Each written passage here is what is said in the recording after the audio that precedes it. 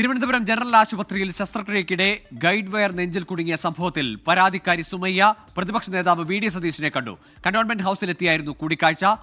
MG Pratheesh നൽകും വിശദാംശങ്ങൾ തിരുവനന്തപുരത്ത് നിന്ന്.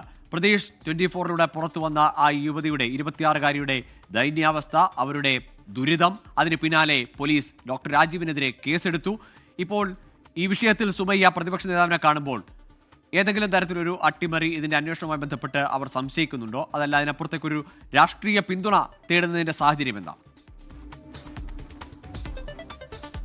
ഗൂഗിൾ, സുമയ്യയിൽ നിന്ന് ആരോഗ്യവകുപ്പ് നിയോഗിച്ച വിദഗ്ധ സമിതി നാളെ മൊഴി രേഖപ്പെടുത്താനിരിക്കെയാണ് പ്രതിപക്ഷ നേതാവിനെ പരാതിക്കാരി നേരിൽ കണ്ടത്. ഇന്ന് ഉച്ചയ്ക്ക് 1 മണിയോടുകൂടി കന്റോൺമെന്റ് ഹൗസിലെത്തിയാണ് VD സതീശനുമായി പരാതിക്കാരി സുമയ്യ കൂടിക്കാഴ്ച നടത്തിയത്. ഇതിൽ ഈ നേരത്തെ ഉന്നയിച്ച ആരോപണങ്ങൾ, ആ പരാതികളെല്ലാം തന്നെ പ്രതിപക്ഷ നേതാവിനോട് സുമയ്യ പറഞ്ഞു. ഈ സംഭവവുമായി ബന്ധപ്പെട്ട ഈ പൂർണ്ണമായ പിന്തുണ പ്രതിപക്ഷ നേതാവ് ഉറപ്പ് നൽകിയെന്നതാണ് സുമയ്യ പ്രതികരിച്ച കാര്യം. ഒപ്പം ഇതുമായി ബന്ധപ്പെട്ടുള്ള കാര്യം ആരോഗ്യ വകുപ്പിന്റെയും സർക്കാരിന്റെയും ശ്രദ്ധയിൽപ്പെടുത്തുമെന്ന ഉറപ്പ് കൂടി പ്രതിപക്ഷ നേതാവ് നൽകിയിട്ടുണ്ട്. തുടക്കം മുതൽ തന്നെ ഈ ഡോക്ടറുടെ ഭാഗത്ത് നിന്നും ആരോഗ്യ സംവിധാനങ്ങളുടെ ഭാഗത്ത് നിന്നും വലിയ വീഴ്ച സംഭവിച്ചു എന്നതാണ് പരാതിക്കാരി പ്രതിപക്ഷ നേതാവിന് മുന്നിൽ ഉന്നയിച്ച കാര്യം. നാളെ വിദഗ്ധ സമിതിക്ക് മുന്നിലും ഇക്കാര്യം ആവർത്തിക്കുമെന്നതാണ് പരാതിക്കാരി അറിയിച്ചിരിക്കുന്ന കാര്യം. ആരോഗ്യ വകുപ്പ് നിയോഗിച്ച മെഡിക്കൽ വിദഗ്ധ സമിതി നാളെ 10:30 സുമയ്യയോട് ഹാജരാകാൻ നിർദ്ദേശം നൽകിയിരിക്കുന്നത്. മെഡിക്കൽ കോളേജിലെ പ്രിൻസിപ്പൽ ഓഫീസിലാണ് ഈ വിദഗ്ധ സമിതി